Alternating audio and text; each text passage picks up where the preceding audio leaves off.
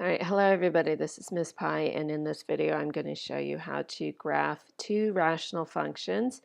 And to begin with, let's go ahead and just pull up the rational function. So push Control Divide to pull up the rational function. That's one method, or the rational format, excuse me. The other method is to click on this button and the options right there. This format right here is the one we want. The rational. All right, so we have this up here, and the basic rational function is just 1 over x. So let's go ahead and graph that, and this is the shape we have. So the cool thing is we have two different parts to the shape. We have this part here. We also have this part here. Now, for this rational function, I want to move it down here so that I can graph the talons of the bird. And so I need to take maybe this, excuse me, I only want to use a very small section of my curve here. So I want this section to go down 1, 2, 3, 4 units down, and then 2 units to the left. Okay, so let's go ahead and pull up the equation. Now to go to the left 2 units, we're going to do plus 2 under the rational, excuse me, and in the denominator, I'm going to have x plus 2. And then out on the side, I'm going to do minus 4 because I also want it to go down 4. Okay, so when I do that, this is the shape. This is the location of the shape. And it looks like I put it down a little bit too far down and a little bit too far to the left. So I'm going to adjust my numbers just slightly. Instead of down 4, maybe let's try 3.75. And instead of going to the left 2 units, let's try maybe just 1.5 units and see how that looks. That is not quite what I'm wanting. Let me see. So it looks like I need it to go down just a smidge more. Let's see. Or maybe I should, instead of changing both numbers, I should just change one. So let's put it, that's close, and that's really, really close. And when we make it a little bit thicker,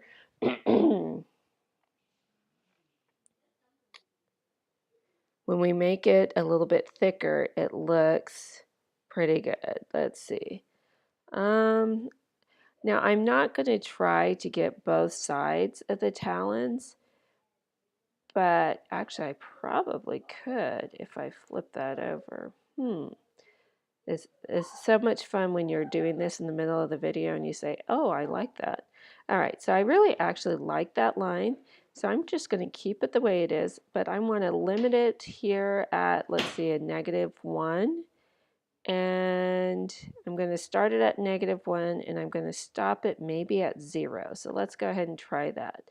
So let's do Control equals, pull up your suches line, and do -1 is less than or equal to x is less than or equal to 0.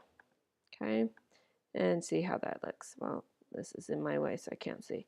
That looks pretty good. And it's really hard to see exactly where it is with the black lettering, so I'm going to change that line to yellow. I want a yellow. Yep, there we go. And let me get rid of that. All right, so if you see, it's going a little bit too high up, so I'm going to change that just a smidge. Instead of starting at -1, maybe at -0.9. See how, oh wow, that's a huge difference. And there's sometimes that you'll find you have to tweak this a lot, maybe 0.95. That looks pretty good. And I think I'm good with that one. I might tweak it a little bit more later on, but for now, I'm not going to let the OCD get to me too much. And then I want to go ahead and also graph this rational function again, but just for this part of the talon. You notice the the bird's foot has two parts, almost like two lines to it, here and here. Same thing here and here, and that'll give me this other claw here as well. And so let's go ahead and pull up our rational function again. Okay, start off with 1 over x again. This time I'm probably going to use the other side, right, this part, this section here, and looks like I just need to drop it down like 2 units or less, and I might have to move it over. Let's see. Let's go ahead and do -2 and see how that goes. That's a little bit too far. Um, let's drop it down maybe 1.9. Almost, not quite, especially if I make this line thicker. Let's see. Yeah, I mean, I could have it go ahead and go all the way over here, but that just looks a little bit weird. So I'm going to go ahead and move that up a little bit more, and I think that does it. That does it really well. I just need to limit it at the right spot. So let's see, negative maybe 1.25 and 0.5, or yeah, negative. Anyway, so let's go ahead and do our limit.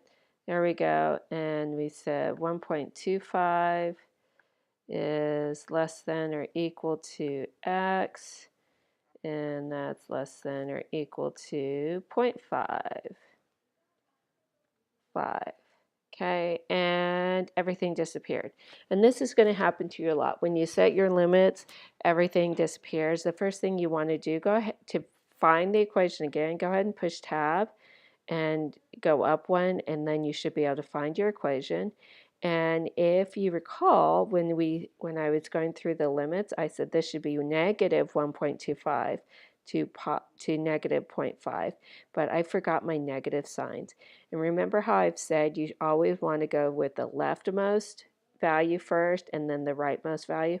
Well, if you look at these numbers, this is the rightmost value because there's no negative in front, and this is the leftmost. And so the calculator doesn't tell you any warning signs. It just doesn't show your graph, and you might be ripping your hair out trying to figure out, okay, what did you do wrong?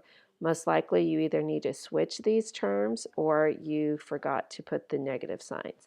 Okay, so let's see. When we put the negative signs in there, everything pops up, and that looks really good. I have a couple options here. I can just change my color and go on from there, or I could extend that a little bit more. Honestly, it's totally up to you. I would be satisfied if you left it like that, but some of you might want it a little bit closer to this connecting line here. It's completely up to you, but you can see that it definitely creates this claw here and this claw there very well. All right, so that's how to graph rational functions. They're very versatile and very useful. They're a lot of fun to play with, so enjoy that.